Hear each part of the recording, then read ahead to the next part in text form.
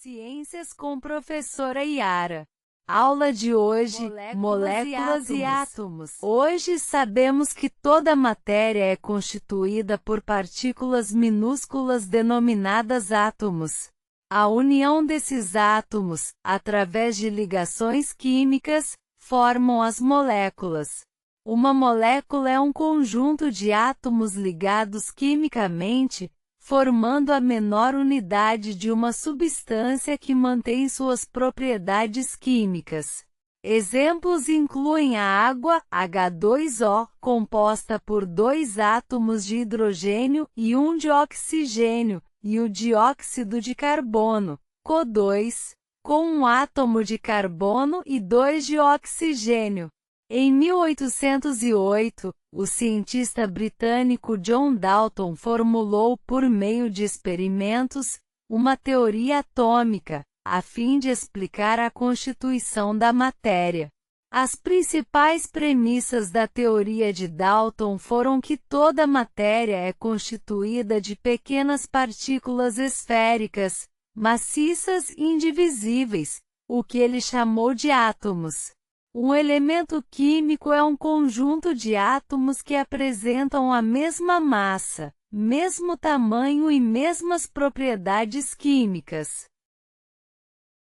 Átomos de elementos químicos diferentes possuem massas, tamanhos e propriedades diferentes.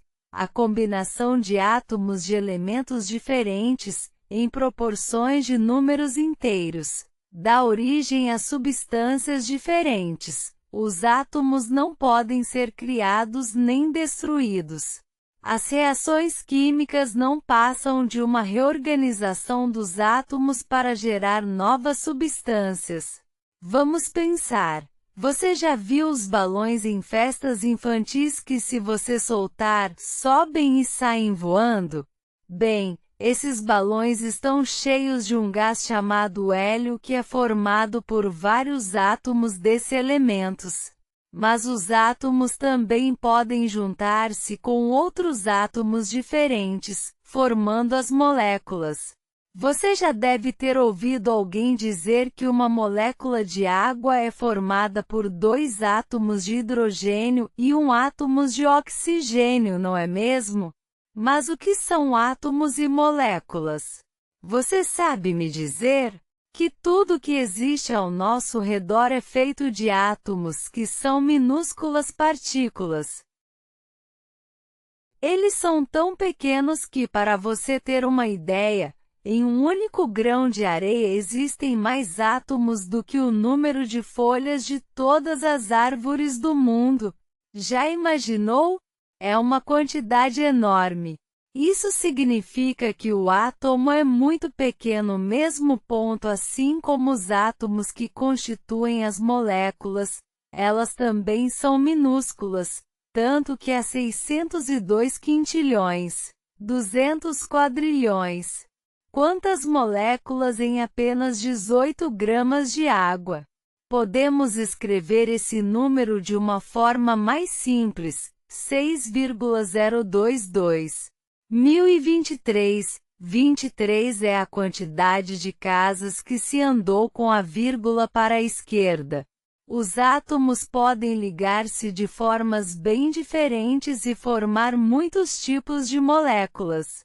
É por isso que existem tantos materiais com propriedades diferentes ao nosso redor.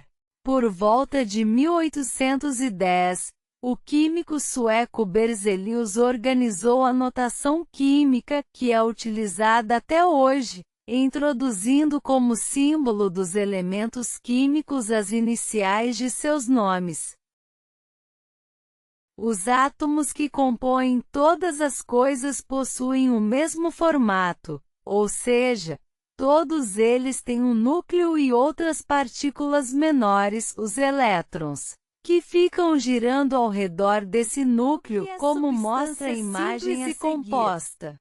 As substâncias simples são aquelas formadas por átomos de um mesmo elemento químico. Exemplos: gás hélio, gás oxigênio, gás ozônio, fósforo, dentre outros. Já as substâncias compostas são formadas por moléculas contendo dois ou mais elementos químicos diferentes. Exemplo: água, H2O, gás cianídrico, HCN, gás carbônico, CO2, dentre outros. O primeiro modelo atômico foi sugerido por John Dalton em 1808 a fim de tentar explicar a constituição da matéria, e ficou conhecido como a teoria atômica de Dalton ou bola de bilhar. Neste modelo, os átomos eram considerados maciços, esféricos e indivisíveis, parecidos com as bolas de bilhar, como mostra a figura a seguir. Para indicar a proporção de cada um dos elementos químicos que forma determinada substância, Dalton associou um índice numérico aos símbolos. Uma substância é representada graficamente por meio de símbolos índices numéricos que compõem as fórmulas. A fórmula representa a constituição de cada unidade que forma a substância. Essas unidades são chamadas moléculas. Por exemplo, a molécula de água, cuja fórmula é H2O, apresenta dois átomos de hidrogênio ligados a um átomo de oxigênio. Por isso, Dalton é considerado o pai da química teórica. Vejam só! Quando ele tinha apenas 12 anos de idade, começou sua carreira dando aulas em uma escola da comunidade Quaker, da qual era membro. Ele é responsável, também, por uma das mais importantes leis da física, a lei das pressões parciais dos gases. Além disso, atuou como meteorologista. Por outro lado, John Dalton foi o primeiro cientista a descrever a deficiência visual da qual sofria e que ficou conhecida como daltonismo, que impedia o portador de distinguir algumas cores, tais como o vermelho e o verde.